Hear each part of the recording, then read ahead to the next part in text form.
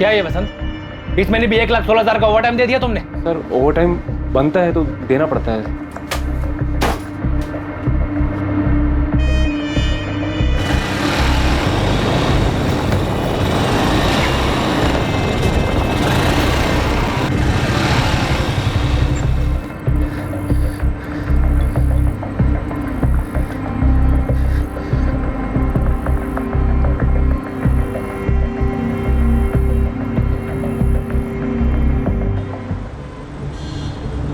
Bike का number क्या है?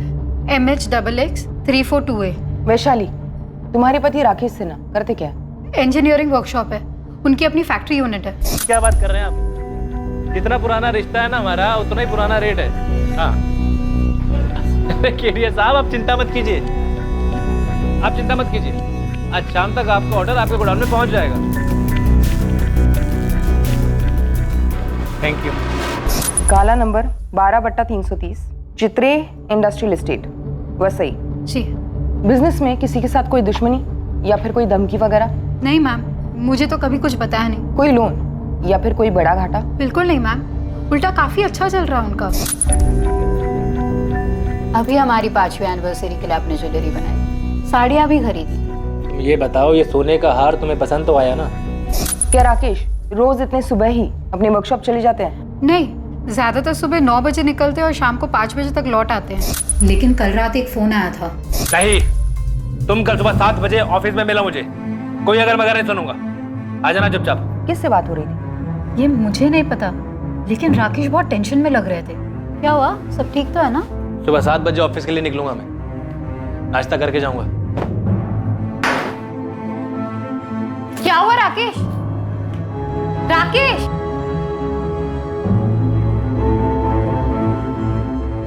हेलो बॉबी, राकेश कहाँ है? हेलो असलम भाई, राकेश है वहाँ? राजू, तेरे राकेश साहब से बात करो जरा। शैलेश, राकेश का फोन ऑफ है क्या? सब कह रहे थे कि उस दिन राकेश वर्कशॉप आए ही नहीं। ऐसा पहले कभी नहीं हुआ मैम। देखिए, हमने ऐसे भी केसेस देखे जहाँ पर इंसान काम से बाहर चला जाता है, उसका फोन खराब हो जाता है या स्विच ऑफ हो जाता है। अभी तो सिर्फ 9 बजे, शायद देर रात तक लौटा है। हम अपनी तरफ से काम शुरू करें, कुछ खबर मिलती है आपको बता देंगे। Okay ma'am. सर, राकेश की CDR मंगवाई है और उसके बाइक के लिए लुकआउट जारी किया है। अपहरण? उसकी वाइफ कह रही थी सब अच्छा चल रहा है, ज्वेलरी पे ज्वेलरी खरीदी जा रही थी। और छोटे व्यापारियों का किडनैपिंग का सीजन भी चल रहा है इस वक्त। अरे कौन है? अरे क्या चीज तुम्हें? कहाँ ले जा रहे हो मुझे? लेकिन सर, जनरली ऐसे केसेस में किडनैपिंग के तुरंत बाद फिरौती का कॉल आता है। शायद अब आ जाए। स्वाति, राकेश का लैंडलाइन नंबर टैप करो और उसके घर पे सर्वेलेंस लगा दो। सर। नंबर 2, हत्या। कोई पुरानी दुश्मनी या कोई पुराना प्यार?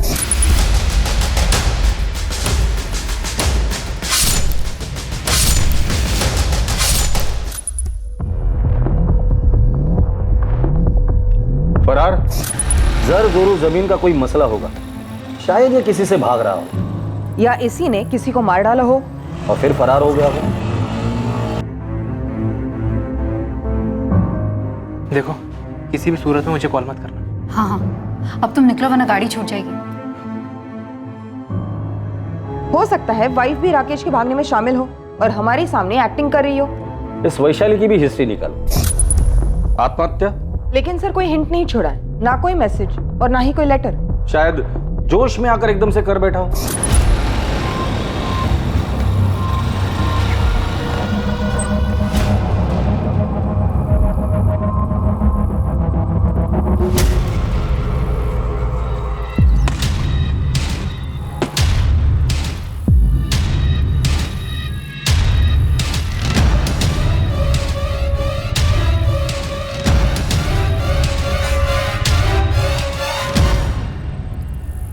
सर, मैं खबरियों से कहकर सारी पर्सनल डिटेल्स निकलवाती हूँ। ऑफिस में जाकर जितने भी लोग हैं सबसे बात करो और हर एक का स्टेटमेंट रिकॉर्ड करो। सर, जवान आदमी, बिजनेस अच्छा चल रहा है, खूबसूरत पत्नी, आत्महत्या का एंगल मुझे सबसे वीकेस्ट लगता है।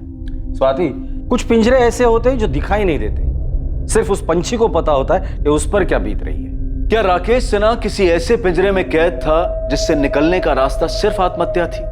और क्या सिर्फ राकेश पिंजरे में कैद था या और भी लोग थे जो अपने अपने पिंजरों में तड़प रहे थे?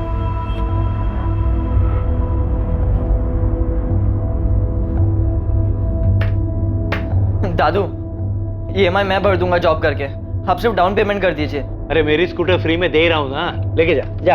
अरे दादू 30 साल पुरानी स्कूटर है, वो भी आपने सेकेंड हैंड खरीदी थी। इससे तो मैं कॉलेज में क्या इस टूटे फूटे घर के कमरे से दूसरे कमरे में ना लेके जाऊँ। सब बैठे बैठे मिल रहा है ना, इसलिए कदर नहीं है तुझे ओमकार। तुझे मालूम है ना ये घर तुझे मिलने वाला है, फिर भी उसे टूटा फूटा कह रहा है। इससे तो मैं घर ही ना बोलूं, पिंजरा है पिंजरा।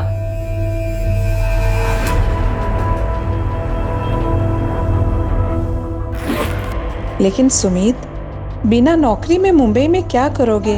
सांस लेंगे अम्मा, यहाँ पटना में दम घुटता है हमारा। चलते हम।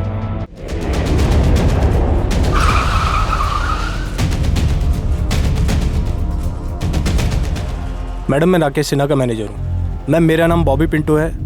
ये राजू माने, शैलेश कोटियान और असलम दलवाई ये हमारे परमानेंट वर्कर्स हैं।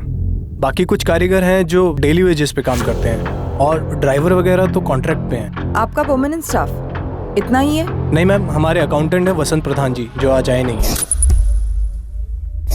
क्यों? उनका मैसेज आया था, उनकी तबीयत खराब है। और कल आप में से किसी ने भी आपके बॉस राकेश सिन्हा को नहीं देखा? नहीं मैम। ठीक है, अब सभी लोग अपना नाम, घर का पता और नंबर इस हवलदार साहब के पास लिखवाएंगे। बॉबी क्या कोई माजरा था? राकेश घर से टेंशन में निकला था। मैम घर का कुछ हो तो पता नहीं, बाकी बॉस को ऑफिस में कुछ कॉस्ट कंट्रोल को लेके परेशानी थी। 2-3 महीने से कुछ ओवर टाइम का इशू था। बाकी ये सब तो हर कारखाने में होता है। मैडम राजू मानू कुछ कह रहा है। हाँ बोलो। कल जब मैं काम पे आ रहा था ना, तो हमारे अकाउंटेंट साहब दिखे थे मुझे। उनकी तबीयत तो बिल्कुल ठीक थी, लेकिन बहुत ज्यादा गुस्से में और परेशान लग रहे थे। और प्रधान साहब क्या हालचाल? ये ऑफिस जाने के बजाय यहाँ का बैठे हो आप? अरे बाहर में क्या ऑफिस? क्या हुआ? नौकरी छोड़ दी मैंने, अभी जो होगा वो देखा जाएगा। लो भाई प्रधान साहब, ये एकदम अचानक से क्या हुआ? क्या बात है, क्या हुआ? एक बात सुन ले, दूसरों का खून चूसे बगैर कोई अमीर नहीं बन सकता, कोई नहीं बन सकता। ये बात तूने मुझे पहले क्यों नहीं बताई? सर मुझे लगा कि ऐसे टेंशन में बोला होगा, और वैसे भी उन्हें बीपी की तकलीफ है। बॉबी, ये वसंत प्रधान रहते का है? कुछ पता चला मेरे पति का? अभी तक तो नहीं, लेकिन हम लोग यही पता करने में लगे हुए हैं। हम आपके लैंडलाइन की टेपिंग के लिए आए हैं। अगर किडनैपिंग हुई है तो फिरौती के लिए कॉल कभी भी आ सकता है। अंदर आ जाए हम लोग। जी जी आइए।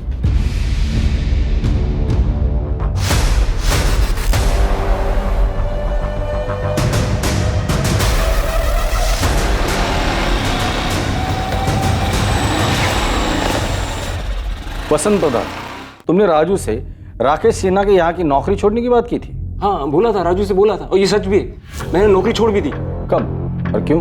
परसों रात को मेरी तबीयत सच में डाउन थी, बीपी हाई था, तो रात को राकेश सर का फोन आया था। राकेश सर, मैं कल छुट्टी लेना चाहता हूँ, मेरी तबीयत ठीक नहीं है। नहीं, तुम कल सुबह 7 बजे ऑफिस में मिला मुझे, आ जाना चुपचाप। सर मैं दूसरे दिन यानी कल सुबह 6:55 को ही मैं जब ऑफिस पहुंचा, राकेश सर पहले ही आ चुके थे और मुझे पहले से मालूम था कि उन्हें किस बात का गुस्सा था। कितना कट मिलता है तुझे? क्या कह रहे हैं सर आप? बरो मत। तुमने मुझसे इंक्रीमेंट मांगा था, मैंने कहा था दिवाली तक रुक जाओ बस, लेकिन नहीं। ऐसे पैसे कमाओगे तुम? कोई वर्कर आधा घंटा एक्स्ट्रा काम करता है तो उसकी आधी शिफ्ट का ओवर टाइम लगा दोगे? कितना कट मिलता है तुम्हें ओवर टाइम का आधा? अरे सर, अगर मैं चोरी चपाटी घपलेबाजी करता ना, तो आज आपके जैसा ऐसा फैक्ट्री का मालिक बन गया होता। मतलब क्या तेरा? मैं फ्रॉड करता हूँ? अरे खून चूसते हो तुम गरीबों का। अकाउंट संभालता है ना तुम, खुद ही अपना हिसाब क्लियर कर, कल से आने की जरूरत नहीं। आउट। हाँ ठीक है, जा रहा हूँ। वैसे भी मैं नहीं आने वाला था राकेश सिन्हा। आउट। अरे जा रहा हूँ। क्या किया राकेश के साथ? मैं राकेश के साथ क्या करूंगा? और उसके साथ कुछ हुआ नहीं है। साले ने मार्केट से बिजनेस के नाम पे पैसा उठाया होगा, खर्च दिया होगा कहीं, या कहीं लगा दिया होगा और अब फरार हो गया।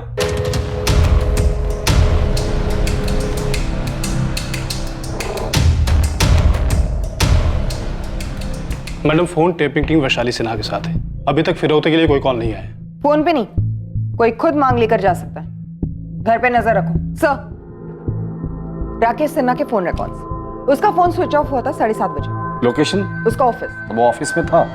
तब से क्या मैं झूठ बोल रहा हूँ? मैंने एक पैसे का झूठ नहीं बोला है सर। मैं कभी झूठ नहीं बोलता, और झूठ बोलता तो आज बड़ा आदमी बन गया होता मैं। अभी मैं जाऊं? मेरा सर फट रहा है। ठीक है जाओ। मैंने इस वसंत के पीछे एक आदमी लगाया है और इसकी सीडीआर मंगवाई। स्वाति, इस राकेश के बाकी 4 एम्प्लॉय, राजू माने, शैलेश कोटियन, असलम दलवाई और मैनेजर बॉबी पिंटो, इन्होंने जो स्टेटमेंट दिया था वो वेरीफाई किया? जी सर, लेकिन शक करने लायक कुछ नहीं निकला। मैंने सबकी सीडीआर मंगवाई। अकाउंटेंट वसंत प्रधान को लगता है कि लेनदारों से बचने के लिए ये राकेश भाग गया होगा। सर ऐसा भी क्या लोन जिसके लिए वो अपनी फैक्ट्री, वाइफ, घर सब छोड़कर भाग जाएगा? लोन नहीं तो लव अफेयर होगा, और लव में वैसे भी लॉजिक की कोई गुंजाइश होती कहाँ है। प्यार में तो लोग भागते हैं, भगाते हैं, मरते हैं, मार देते हैं फिर उसी को प्यार भी कहते हैं।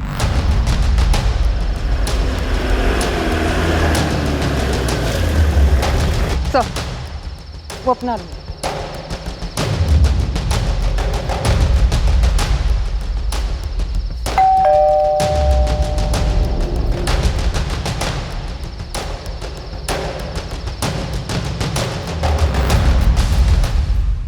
अफेयर मेरे हस्बैंड का? तुम्हें कभी शक हुआ था? वो वैसे है ही नहीं, बस अपना काम और घर। इनफैक्ट हमारे रिश्ते में भी सब कुछ ठीक था। शादी को कितने साल हो गए? जी ये 6ठा साल है। आप मुंबई से ही हो? नहीं, हम असल में पटना से हैं। मुंबई कब आए थे? बस 1 ही साल हुआ है। पटना में क्या बिजनेस था? यही सेम बिजनेस था। तो फिर पटना क्यों छोड़ा? मैडम राकेश हमेशा से मुंबई आना चाहते थे, उनके बड़े अरमान थे। वहाँ शादी से पहले राकेश की कोई गर्लफ्रेंड थी?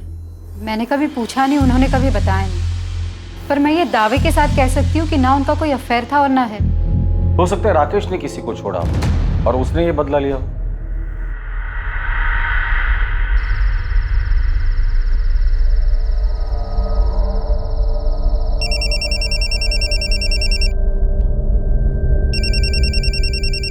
उठाए मैडम और उसे बातों में लगा के रखिए।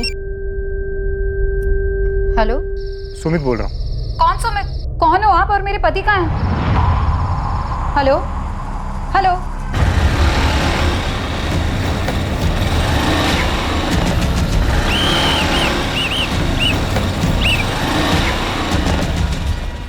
हेलमेट निकालो, लाइसेंस दिखा। बाइक किसकी है?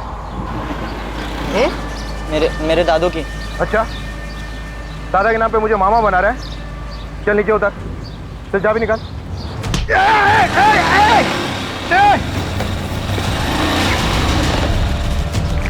कंट्रोल रूम, रेड अलर्ट वाली motor bike number MS XX 342 थाने गुरुजी रोड की तरफ गई है।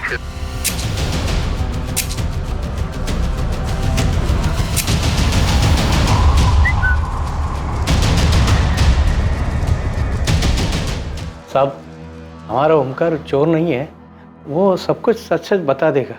ओमकार बोल। नहीं दादू, मैं एक तरफ से चोर ही हूँ। अरे क्या बोल रहा है तू? सर वो बाइक काफ़ी देर से वही के वही खड़ी थी, खाड़ी के पास, और उसमें चाबी भी लगी थी। मुझे तो उसे पहली बार देखकर लव हो गया था, और उसके आसपास कोई था भी नहीं।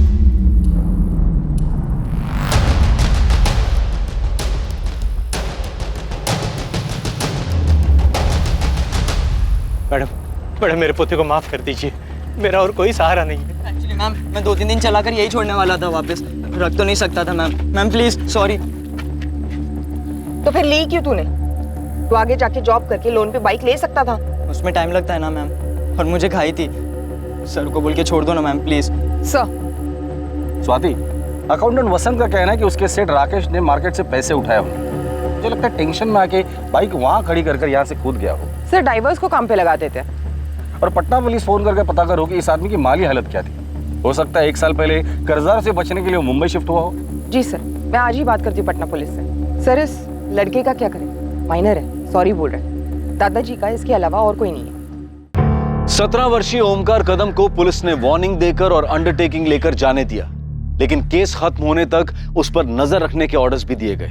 दूसरी तरफ पटना से राकेश के अतीत से जुड़े कई सुराग मिलने वाले थे, जो कि इस केस की नींव थे। और तीसरी ओर पुलिस के डाइवर्स के हाथ कुछ ऐसा लगने वाला था जो इस केस को एक नई दिशा देने वाला था। लेकिन अहम सवाल अब भी यही था कि क्या राकेश सिन्हा ने वाकई में आत्महत्या की थी?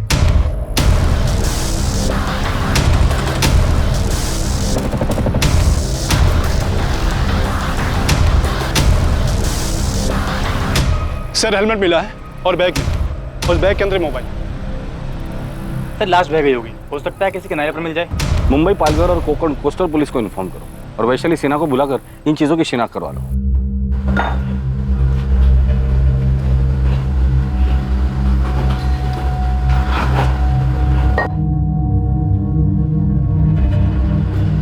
अरे असलम भाई,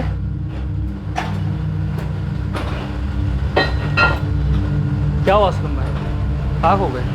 कुछ नहीं, कुछ नहीं। देखो बॉबी, राकेश की पत्नी मिसेस सिन्हा भी मेरे चेक पे साइन कर सकती है। ये है मेरा पूरा हिसाब और मुझे आज ही चेक चाहिए। सवाल ही नहीं उठता वसंत जी, इतनी खुदगर्जी भी ठीक नहीं। अरे राकेश साहब गायब है, इतनी टेंशन है और आप। अरे टेंशन को लिखो लेजर में और किधर समंदर में जाके फेंक दो, क्योंकि राकेश तो अब लौट नहीं से रहा। क्या आप फालतू बातें कर रहे हो वसंत जी? अरे अच्छा नहीं बोल सकते तो कम से कम मनहूस बात तो मत करो।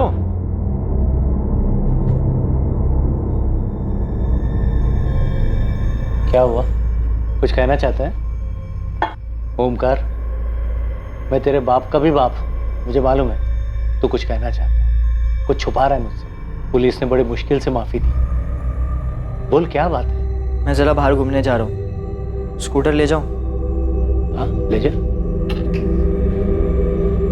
देखो ओमकार, तूने गलती की, उसकी माफी भी मिल गई, लेकिन जिंदगी भर ऐसा कोई काम नहीं करना जिसकी वजह से तेरे मरे हुए माँ बाप को ठेस पहुंचे और मेरी सारी मेहनत जाया हो जाए।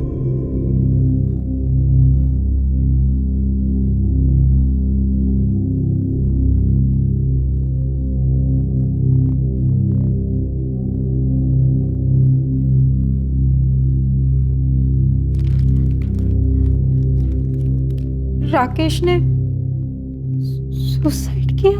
कंफर्म नहीं है, पर इस वक्त इसी चीज की संभावना काफी है। पर क्यों? और उनकी बॉडी?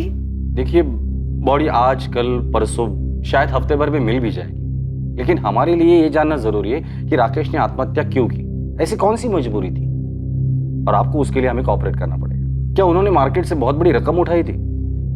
ऐसा कुछ नहीं था सर, मैं आपको बता चुकी हूँ, सब सही चल रहा था और अब ये सब। आप श्योर हैं ये सब सामान आपके पति राकेश का ही है? जी मैम, मुझे विश्वास नहीं हो रहा कि मेरे पति सुसाइड कर सकते।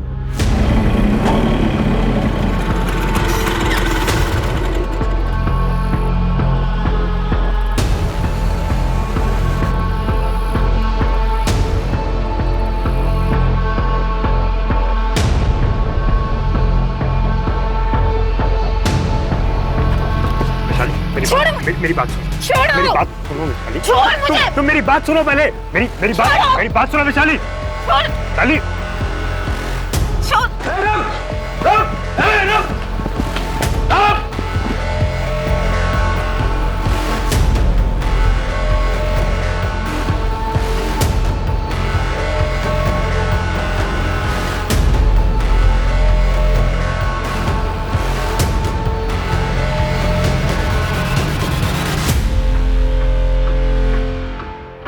मैनेजर बॉबी, वर्कर्स राजू, शैलेश और असलम और अकाउंटेंट वसंत, सबके सीडीआर आ गए, स्कैन किए गए, लेकिन शक करने लायक कुछ नहीं निकला। पटना पुलिस का क्या कहना है? सर, उन्होंने राकेश के पटना वाले बैंक से बात की। बैंक स्टेटमेंट से पता चला है कि मुंबई आने से पहले राकेश का बैंक बैलेंस और इन्वेस्टमेंट काफी अच्छे थे, प्रॉपर्टी है, भारी इंश्योरेंस पॉलिसी है, और तो और जितने क्लाइंट्स उसके पटना में थे, जितनी कमाई थी, उसके आधे भी मुंबई में नहीं थे। कोई पर्सनल इशू तो होगा ही होगा। वहां के खबरियों का क्या रिपोर्ट है? अपने माँ बाप का इकलौता बेटा था राकेश। माँ बाप काफी पहले गुजर गए थे और रिलेटिव्स ऐसे कोई था नहीं। पटना में जहां वो रहता था वहां उसका कोई दोस्त पड़ोसी होगा ही होगा। सर, जैसे यहाँ के पड़ोसियों ने बताया, खुश थे दोनों एक साथ वगैरह, वहाँ के पड़ोसियों ने भी यही कहा, सिवाय एक बूढ़ी औरत की। ये बताओ, तुम जानना क्यों चाहती हो? ऐसे ही मौसी, मुझे सब पता है, अखबार में भी पढ़ती हूँ। वो राकेश सिन्हा गायब हो गया ना? जब वो दोनों आपके किराएदार थे, राकेश और उसकी पत्नी वैशाली। हाँ, राकेश और वैशाली, उन दोनों के बीच कुछ माजरा था क्या? मतलब अचानक से बसा बसाया घर और बिजनेस छोड़ के मुंबई क्यों चले गए? मुंह छुपाने। मुझे एक अरसे से शक था कि दाल में कुछ काला है। लोग कहते हैं कि बुढ़ापे में आंखें और कान कमजोर हो जाते हैं, लेकिन मेरे साथ तो उल्टा ही हो गया था।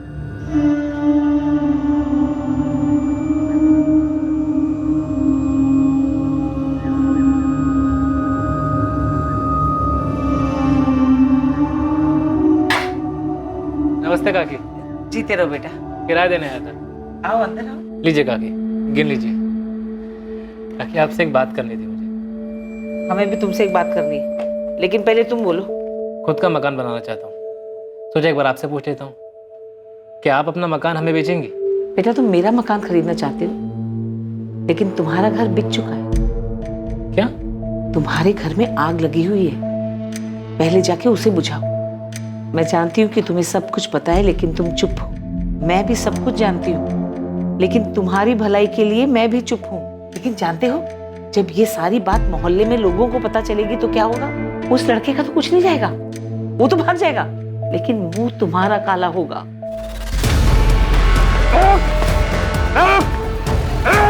हमसे बच के नहीं जा सकता साले।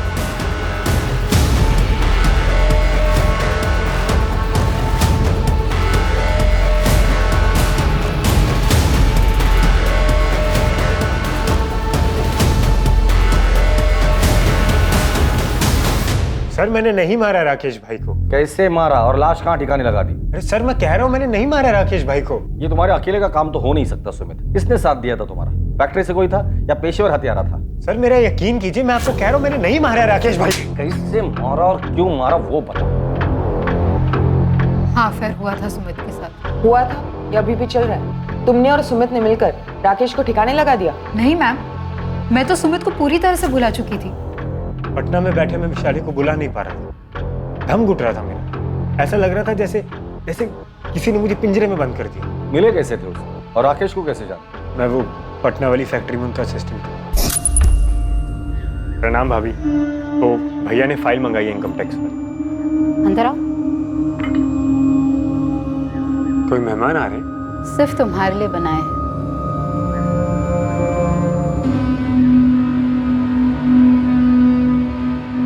हमारे बीच में पहले दिन से एक आकर्षण था।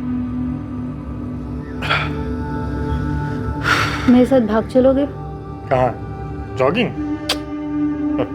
आजाद करो मुझे इस पिंजरे से। कौन सा पिंजरा? अरे सब कुछ तो है तुम्हारे पास। सब कुछ होकर भी मेरे पास कुछ नहीं था, पर मुझे पता था कि सुमित ये बात कभी नहीं समझेगा। वो अफेयर बस जरूरत से निकली, मेरी ये गलती थी। ऐसे क्या जरूरत आ पड़ी कि तुमने अफेयर किया? क्या था ये पिंजरा?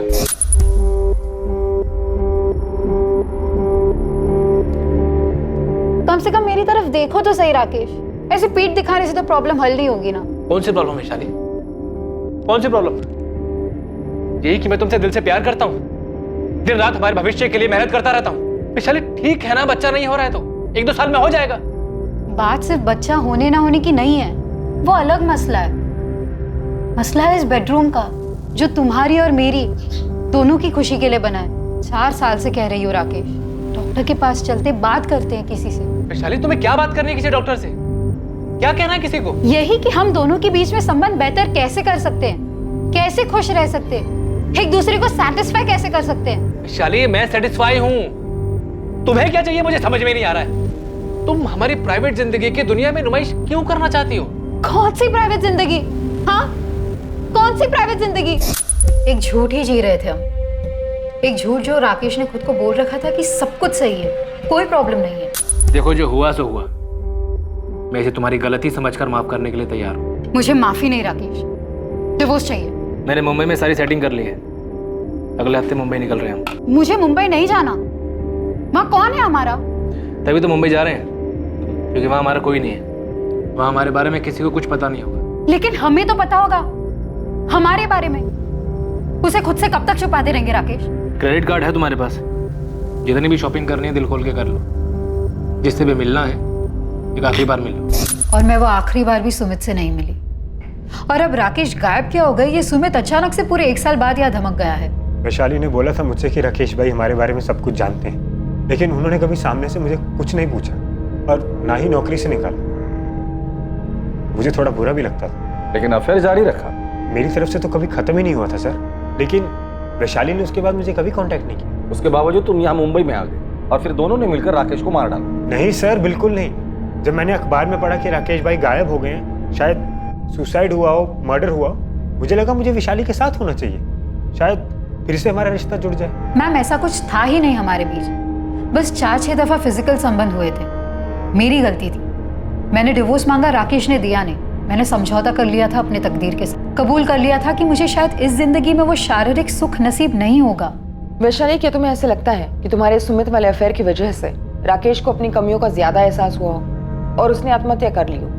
अगर ऐसा होता तो वो कभी तो जताते, कुछ तो बोलते, पर ऐसा कभी नहीं हुआ और वो आत्महत्या करने वाले आदमी नहीं है। तो फिर सुमित ने राकेश का कत्ल कर दिया हो? माना मैं उसके लिए यहाँ चला आया, उसे कभी बुला नहीं पाया, लेकिन मैं इतना गया गुजरा इंसान भी नहीं हूँ कि किसी का कत्ल करने का सोचूं। सर, राकेश भाई के गायब होने में मेरा कोई हाथ नहीं है। तुम्हारा हाथ है या और हाथों ने तुम्हारा हाथ बटाया था, ये तो बहुत जल्द पता चल ही जाएगा सुमित।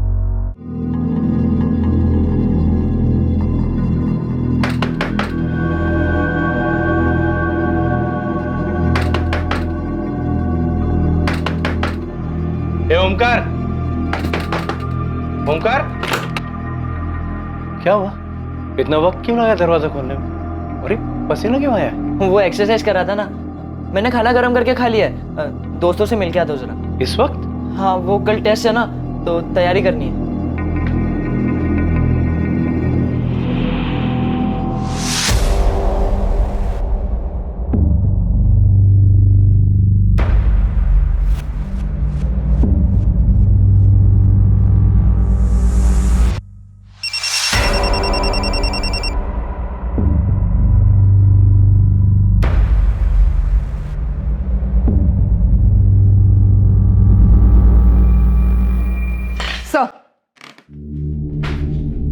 मैंने पटना पुलिस से कंफर्म किया, सुमित 4 अक्टूबर को पटना में ही था। एक्चुअली स्वाति, मुझे तुम्हारे लॉजिक में दम लगता है। भले इस राकेश ने सुमित और वैशाली के अफेयर को माफ करने की बात की हो, लेकिन ये राकेश अंदर ही अंदर घुट रहा होगा, अपने सेक्सुअल प्रॉब्लम को लेकर डिप्रेस हुआ हो और कूद गया हो। सर, दरअसल मैं अपनी थियरी को डाउट कर रही हूँ। मैं सोच रही थी कि शायद ये वैशाली झूठ बोल रही हो, वैशाली और सुमित ने मिलकर ही राकेश को मार डाला हो, इसलिए मैंने दोनों की सीडीआर मंगवाई है। शायद ये सुमित ने पटना से ही कत्ल करवाया होगा। सर वो लड़का आया है, बाइक चोर ओमकार कदम। किसका नैपकिन है ये? मेरा है सर। इस पर खून किसका है और ये हमें क्यों दिखा रहे हो? वो मैंने आप लोग को बाइक के बारे में पूरी बात नहीं बताई थी, एक बात छुपाई थी।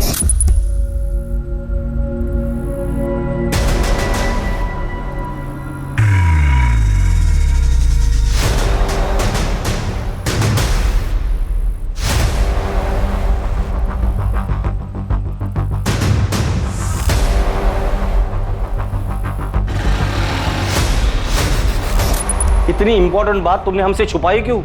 वो मुझे लगा कि आप लोग मुझ पर शक करेंगे। तो अब तुम्हें अचानक ऐसे क्यों लगा कि हम तुम पर शक नहीं करेंगे? आप लोग ने मुझ पर भरोसा किया, मुझे जाने दिया, और दादू भी बोले कि मुझे आप लोग ने एक चांस दिया है, इसलिए मुझे लगा इससे आपकी हेल्प हो जाएगी। शायद उस आदमी ने सुसाइड नहीं किया हो, उसका मर्डर हुआ।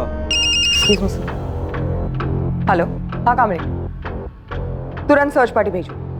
ओमकार, तुम जरा बाहर बैठो। जी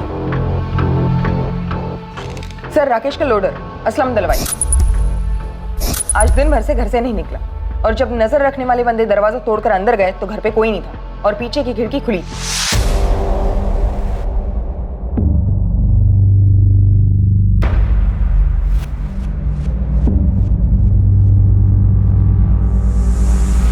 स्वाति, इसे फॉरेंसिक लैब भेज दो और उस असलम को अपनी कस्टडी में ले लो।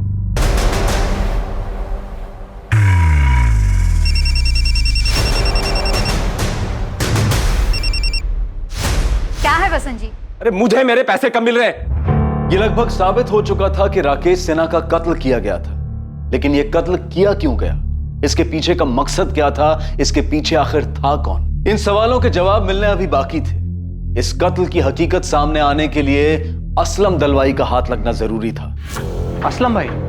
नहीं मैडम, एकदम गाय आदमी है, वो क्यों सर का मर्डर करेगा? और असलम भाई का कभी किसी के साथ पंगा नहीं हुआ है मैडम, जरूर आपको कोई गलतफहमी हुई। तो फिर ये असलम फरार क्यों हुआ? फोन भी स्विच ऑफ है, उसे पता चल गया था कि हम उस तक बहुत जल्द पहुंचने वाले, इसलिए मौका देखते ही भाग गया। कोई ऐसी जगह पता है जहाँ वो छुप सकता है? हाँ, उसके गांव का एड्रेस है हमारे पास। हमने पता किया, वो वहां नहीं है।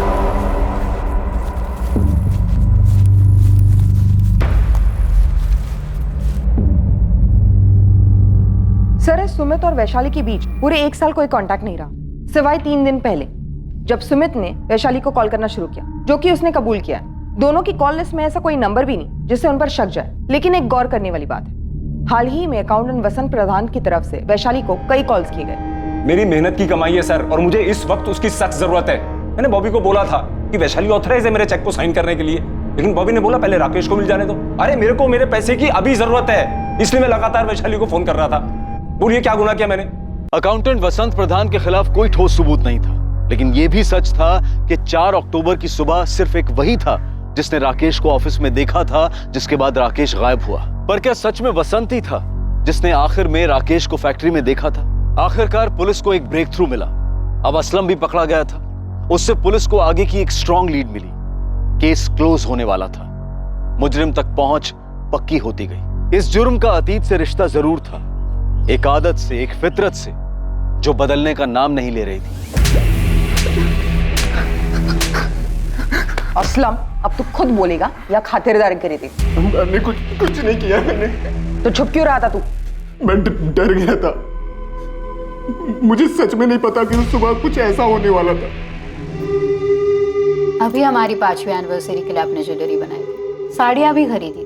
तुम ये बताओ, ये सोने का हार तुम्हें पसंद तो आया ना?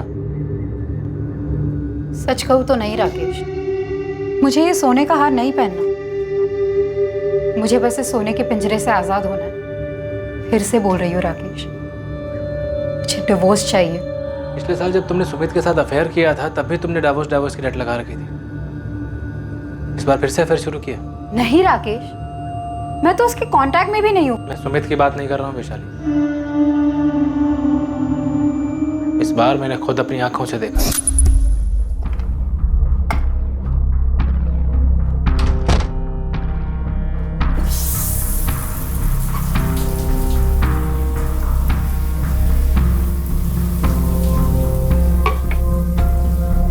वैशाली, मैं बॉम्बे साइड जा रहा हूँ, 2 पार्टीज की मीटिंग है, देर रात लौटूंगा। ठीक है।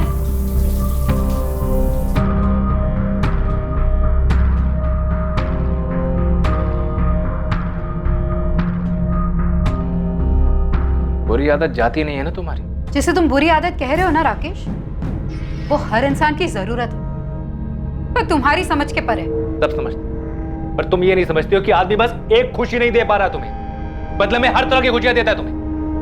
तुम्हारे नाम की एफडी, जमीन, कंपनी में पार्टनरशिप, हर तरफ तुम्हारा नाम लिखवाता हूं मैं। साड़ियां लेके देता हूं, जेवर लेके देता हूं, तब तो लेके देता हूं तुम्हें। लेकिन नहीं, तुम्हें तो बस जानवर की तरह बिस्तर। एक बात बताओ, अगर तुम्हें भूख लगी हो और मैं तुम्हारे लिए गाना गाऊं तो, या घर सजाओ तो, या खुद सज धज कर तुम्हारे पैर दबाओ तो, इससे तुम्हारी पेट की भूख मिटेगी? विशाली, दुनिया में से कई जोड़े हैं जो बिना एक दूसरे के साथ शारीरिक संबंध बनाए खुश रहते हैं। उन लाखों जोड़ों ने आके तुम्हें खुद बताया या तुम गए थे उनके बेडरूम्स में देखने?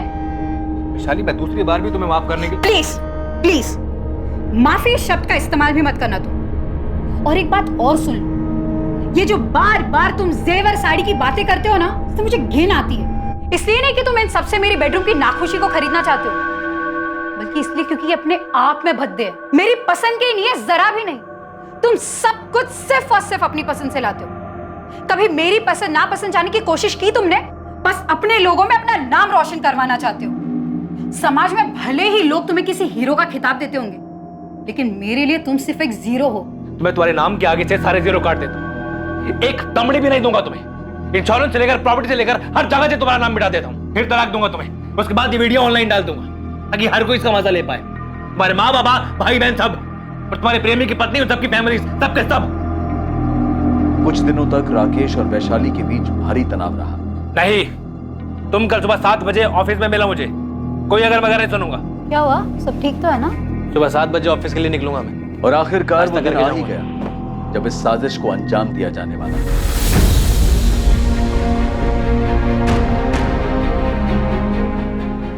वो कल सुबह ऑफिस 7 बजे आने वाला है। इससे अच्छा दिन नहीं मिलेगा।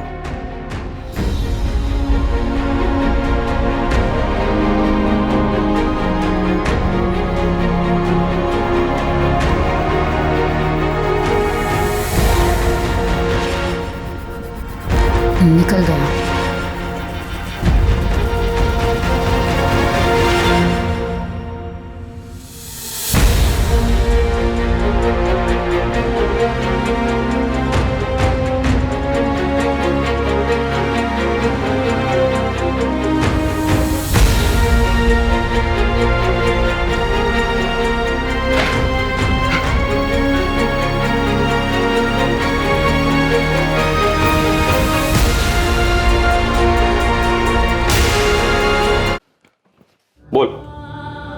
सर ऐसा मैंने पहले कभी कुछ नहीं किया। ऐसा कुछ मतलब मर्डर? नहीं सर, मतलब वो अफेयर सर।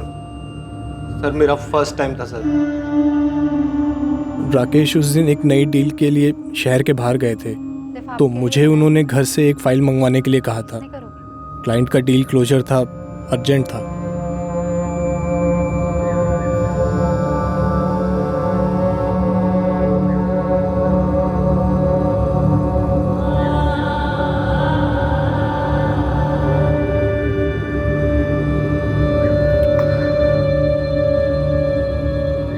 उसे पता चल गया बॉबी। क्या? कभी? काफी दिन हो गए। फिर उसने अभी तक मुझे कुछ बोला क्यों नहीं? वो उसका स्टाइल नहीं है। जो बोलना है मुझे बोल गया है। क्या बोला? यही कि डिवोर्स देने को तैयार है। डिवोर्स? वैशाली मैं शादीशुदा हूँ, मतलब बच्चा ऑन द वे है। तुमसे शादी करने की बात नहीं कर रही हूँ। मैं खुद ऐसा डिवोर्स नहीं चाहती जहाँ वो सारी प्रॉपर्टी, इंश्योरेंस कंपनी हर जगह से मेरा नाम निकाले, और ना सिर्फ मुझे रास्ते पर लाए पर तुम्हें भी रास्ते पर लाए। मुझे? उसने बेडरूम में कैमरा छुपाया था बॉबी। कह रहा है वायरल कर देगा। तुम्हारी शक्ल, मेरी शक्ल, सब कुछ काफी साफ नजर आ रहा है। अब कुछ नहीं, बस राकेश को मार डालना होगा। क्यों जोक कर रही हो वैशाली? सीरियसली बोलो ना, क्या करना है? मैं मेरी जिंदगी के बारे में कभी जोक नहीं करती बॉबी। हम उसे मार डालेंगे।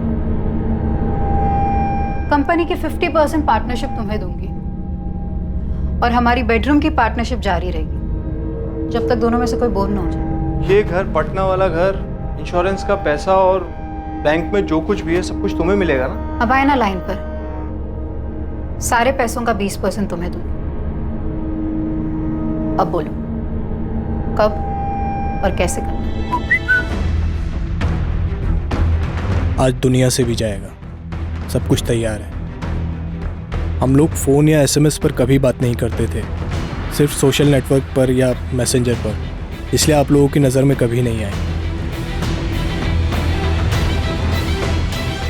मुझे या वैशाली को पता नहीं था कि राकेश ने अकाउंटेंट वसंत जी को ही बुलाया था मीटिंग के लिए।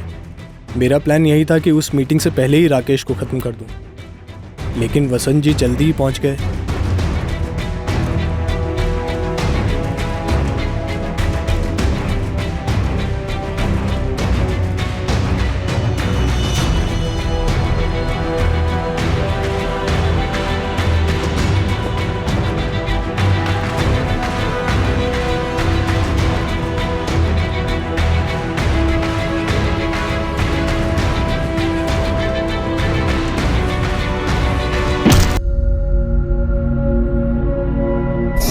मुझे राकेश सर ने खुद एक रात पहले फोन किया था। किस बारे में? जी सर। असलम, कल 7:30 बजे आ जाना ऑफिस। जी सर। सर वो किस लिए सर? हमारा काम बढ़ाने का सोच रहा हूँ। पूरा गाला मैनेज कर सकोगे बतौर मैनेजर? जी सर, आराम से सर। इसलिए गया था मैं वहां, कितने अरमान लेकर, और क्या देखता हूं, और क्या किया मैंने, इतना बड़ा गुनाह। सुन, मुझे नहीं सुनना। साहब ने तुझे यहाँ क्यों बुलाया? इस कांड के बारे में किसी से चू मत करना। अगर तूने इसके बारे में किसी को बताया ना, तो गांव में तेरे बीवी बच्चे, तेरे परिवार को काट देंगे। पुलिस भी शामिल है इसमें। मुझे बस घर जाने दीजिए। मैं यही कहूंगा कि मैं जल्दी आया ही नहीं। वो तो पुलिस वालों को बताना ही होगा। और तू इस वक्त एक काम कर, मेरे साथ ऊपर सेप्टिक टैंक पर चल। राकेश सर की बॉडी को ठिकाने लगाना है और एक खून भी साफ करना है। देख, ये कांड शांत होने तक किसी को कुछ नहीं करना, ठीक है? जैसे ये कांड शांत हो जाएगा ना, मैं तेरे को मैनेजर बनाऊंगा, पक्का। चला।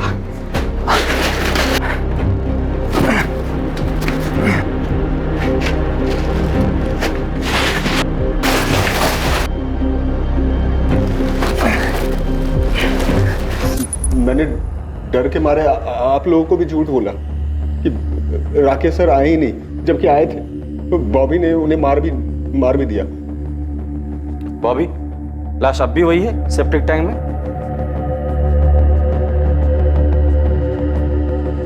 बैग, मोबाइल और हेलमेट नदी में किसने फेंका?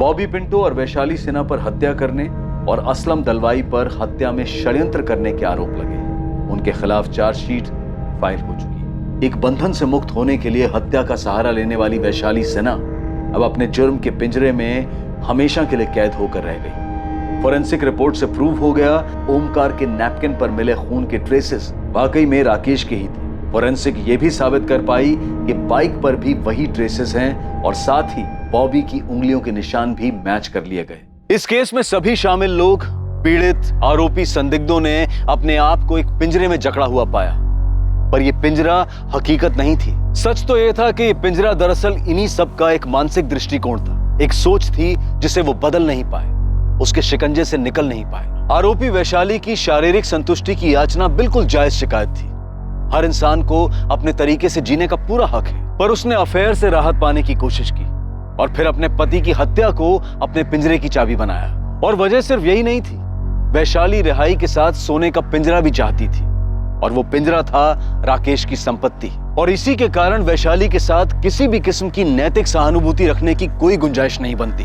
दूसरी तरफ राकेश ने खुद अपने आप को एक झूठ के पिंजरे में कैद किया हुआ था। सच जानते हुए भी वो इस भ्रम में जीना चाहता था कि दुनिया की हर खुशी पैसे से खरीदी जा सकती है। उसने अपनी पत्नी की जरूरतों को नजरअंदाज करके और फिर उसे ब्लैकमेल करके एक ऐसा रास्ता अपनाया जहां हर कदम पर जुर्म का साया दस्तक दे रहा था। सही समय पर सही कदम उठाने से इन सब की जिंदगी इस तरह उलझने से बच सकती थी, कई जानें बच सकती थी, जिंदगियां पिंजरों की कैद से रिहा हो सकती थी। और ऐसा होना तभी संभव है जब इंसान अपनी सोच, अपने दृष्टिकोण को बदले, खुद इस पिंजरे से बाहर निकलने की कोशिश करे, क्योंकि इस पिंजरे की चाबी हर इंसान के अपने हाथ में ही होती है। अब मैं अनूप सोनी आपसे विदा लेता हूं, फिर मुलाकात होगी एक और नए केस के साथ। देखते रहें क्राइम पेट्रोल सतर्क, सोमवार से शुक्रवार रात 11 बजे। और याद रखें, क्राइम और आपके बीच में सिर्फ इतना फर्क है कि आप कितने सतर्क हैं। सतर्क रहें, सुरक्षित रहें। जय हिंद।